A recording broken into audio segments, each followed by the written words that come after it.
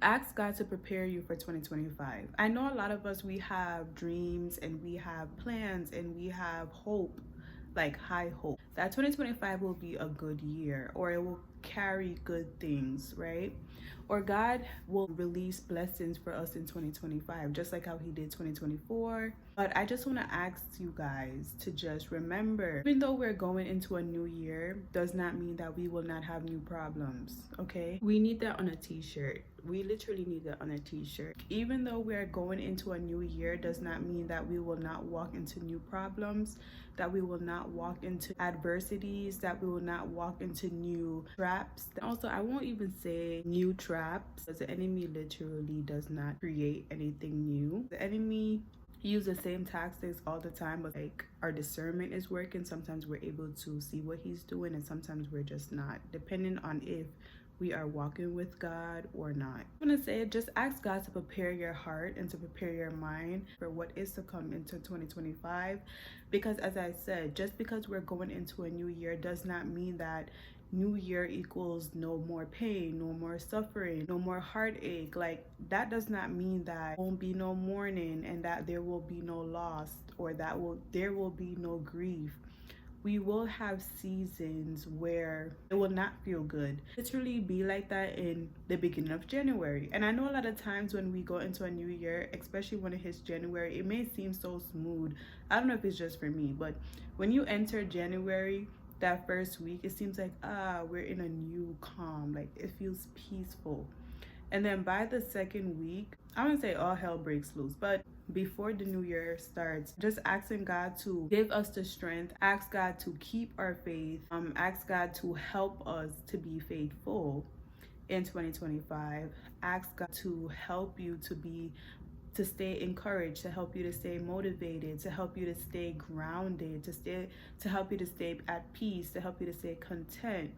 Because at the end of the day, just because we're going to a new year does not mean that there will be nothing wrong. Society likes to have this idea like, oh yes, write all your plans down, write all your lists down. But I think that's why sometimes we are taken by surprise, because of the fact that society has a way of living, right?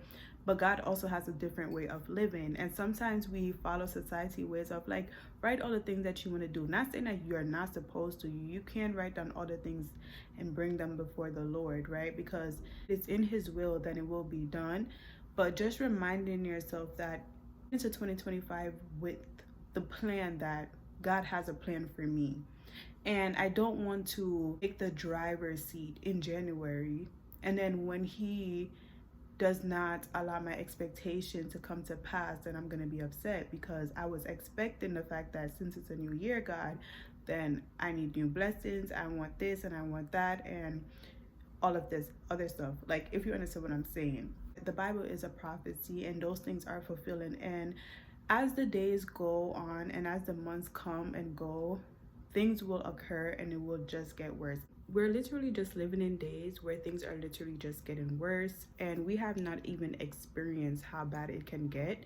But each year shows us that we're literally just getting closer and closer to what Jesus said will happen. This right now, where what we're experiencing, we may think it is bad, but this is literally the calm before the storm. Because when we really look at the ending of the Bible, it's not really that good. And what I mean the ending of the Bible, I mean by Revelation. I know a lot of people are waiting for life to become better, and I know a lot of people are waiting for life to go back to what was, and I don't really know what that is. But I always hear people and they always say like they're waiting for life to become normal again. I'm just like, when was life normal? I just want to know. Like, I don't know, maybe you guys know when life was normal. I probably wasn't alive yet, but at the end of the day, life was never normal. You really could go back into the back, I'm not gonna say, but it was really not normal. And when I say normal, there were always issues, there were always problems, but now there's more, because there's society. I mean, in society now we have like technology and we have like social media, and we're able to see it around the world. I want to ask you guys to not to focus on things becoming more normal, because it will never become normal again. Before the pandemic, after the pandemic, it doesn't matter. We are gonna be going through times right now where we don't know what's up ahead. And right now we don't even need a plan. We need the Lord, okay?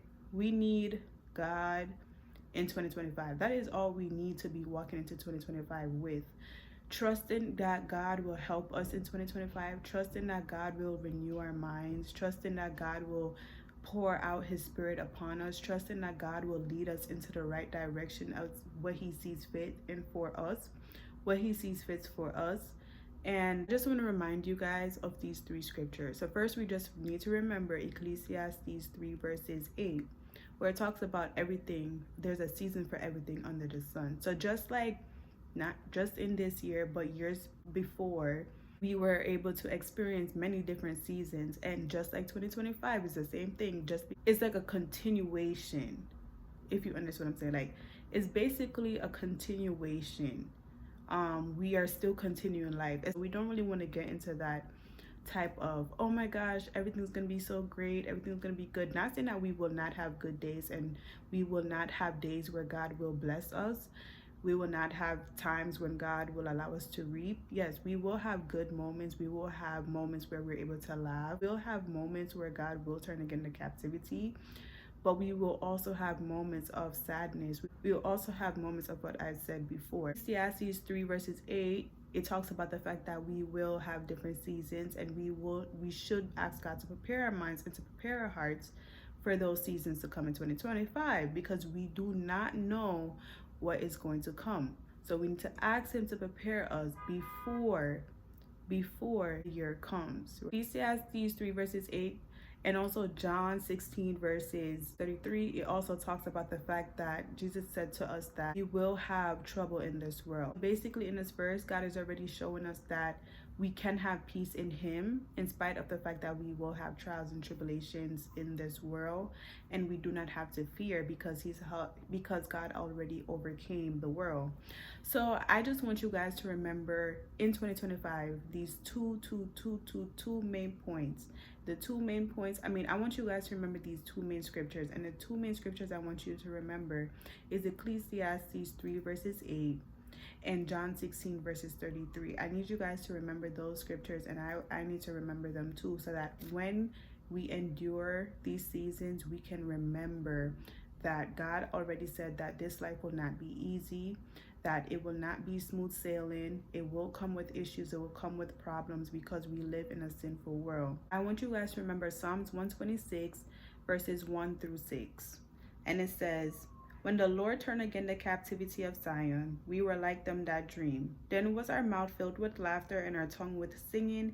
Then they sung among the heathen, the Lord had done great things for them. The Lord had done great things for us. Wherefore we are glad. Turn again our captivity, O Lord, as the streams in the south. They that sow in tears shall reap in joy. He that goeth forth precious seed, he that goeth forth and weepeth, bearing precious seed, shall doubtless come again with rejoicing, bringing his sheaves with him. So I just want you guys to remember this. So even though we have Ecclesiastes 3 verses 8, I want you to remember this, that John 16 verses 33 plus Ecclesiastes 3 verses 8 equals Psalms 126 verses 1 through 6. So I want you guys to have that in as an equation. So basically we'll look at it as an equation, and the equation will be like this.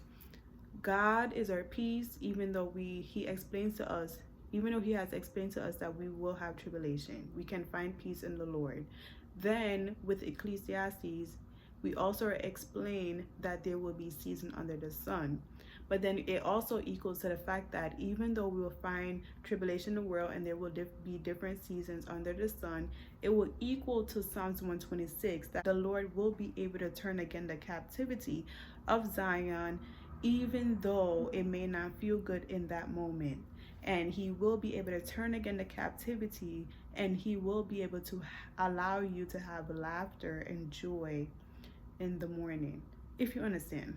So yeah, so I just want you guys to remember that. I want you guys to continue to trust God in 2025. I want to continue to trust God in 2025. I want to continue to just walk into 2025 knowing that God has kept me this year and he will keep me next year. I'm not going to say I probably may not have my own little bucket list that I would want God to do for me, but I'm trying to remember that this is God's world and we're just living in it.